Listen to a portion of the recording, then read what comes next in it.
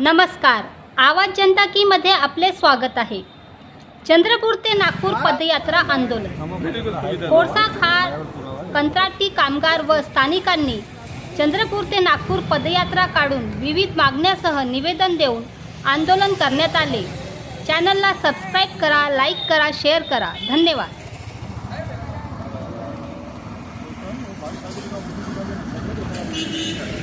अरे असा कसा देत नाही, अरे असा कसा देत नाही, कामगार एकता जिंदाबाद, कामगार एकता जिंदाबाद। ठेवण्यात येते आणि त्याच्यानंतर त्यांना डावलण्यात येते, असं प्रकरण आम्हाला माहिती पडलेलं आहे। काय सांगणार आहे? आज मी अवतार सिंग मध्ये 3.5 वर्ष मी काम केलो। उद्यापासून मला काढणार आहे, तर याच्यानंतर मी काय करू? माझे मुलं बाळ मी कसं पोसायचं हे WCLनं मला सांगावं। या समस्या तुम्ही वरिष्ठ अधिकाऱ्यांना सांगितलेलं आहे? सगळ्याला सांगू नये, आम्ही निवेदन देऊ नये, WCLला बी दिली आहे, तरी आमचा WCL ऐकासाठी रेडी नाही। मागणी नाही अगर आमची पुरी केली तर आम्ही कपडे काढून इथं बसणार आहे।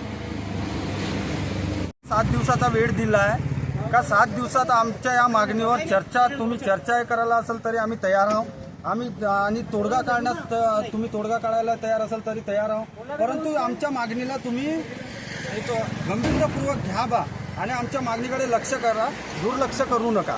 नाहीतर आम्ही तुमच्या मागण्या पूर्ण नाही झाल्या तर तुम्ही काय करणार? आम्ही याच्यापेक्षा मोठ्या संख्येनं इथं उपस्थित होऊन आंदोलन करू आणि आमचा अधिकार भेटेपर्यंत आम्ही शांत बसणार नाही।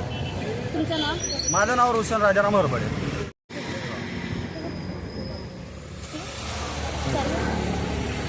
नमस्कार सर, आमच्या न्यूज चॅनलमध्ये आपलं स्वागत आहे। आज तुम्ही पदयात्रा काढलेली आहे, काय तुमच्या समस्या आहे? आमची समस्या अशी आहे, आम्ही तिथील स्थानिक आहोत, तिथं राहणारे रहिवासी आहोत। आम्ही पहिलं तिथं ज्या शेती अधिग्रहण अधिनियम अंतर्गत शेती अधिग्रहण करण्याच्या पूर्वी आम्ही शेतीवर आधारित लोक होतो। आम्ही शेतीमध्ये काम करून आमचा उदरनिर्वाह करत होतो, पण जसं या विकोलीनं शेती अधिग्रहण करून मोठ्या मोठ्या खदानी उभ्या केल्या आहेत। ठीक आहे, खदानी उभ्या केल्यानंतर कंत्राटी कामगारांना कंत्राटी ठेकेदाराला कंत्राट दिले, पण कंत्राटी ठेकेदार का करतो का बा तो परप्रांती लोकांना आणते आणि स्थानिकांना डावलते।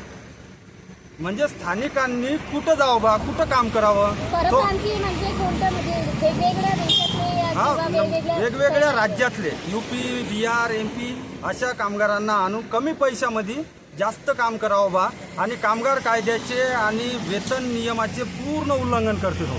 कमी पैशामध्ये जास्त काम घेता कसं येईल या उद्देशानं तो त्या माणसाला आणते। तर तुमचं काय पेमेंट आहे आता? आमचं पेमेंट तर आता 1313 रुपये प्रति दिवस आहे आमचा। आणि तुम्हाला किती मिळावं असं तुम्हाला वाटतं? आम्ही पेमेंटसाठी नाही करत आहोत, कारण येणाऱ्या कंपनीमध्ये आम्हाला नोकऱ्या मिळावं आणि जो कंपन्या आम्हाला आता कंपनीच्या गेटवर नोकऱ्या मिळावं स्थायी म्हणजे स्थायी सारखं समजा का कंत्राटी कंपनीमध्येच काम मिळावं, कंत्राटी कंपनीमध्येच काम मिळावं, पण आम्हाला काम कंपल्सरी भेटलं पाहिजे, कंटिन्यूमध्ये राहायला पाहिजे। आता कंपनी जाते, त्यानंतर कोणती नवीन कंपनी आली, बंदूकवाले गुंडे ठेवते, त्यानंतर गनमॅन आपला बॉन्सर ठेवते, अशा पद्धतीचं आमच्यासोबत वागणूक केली जाते। ही वागणूक अत्यंत आमच्यासाठी दुःखद आहे। आम्ही त्या कंपनीच्या आवारात सुद्धा जाण्याची परवानगी नाही आम्हाला। तुम्ही कुठून आलेले आहे? आम्ही चंद्रपूरवरून पदयात्रा करीत आलो। येथे कोणत्या अधिकाऱ्यांना तुम्ही भेट दिली?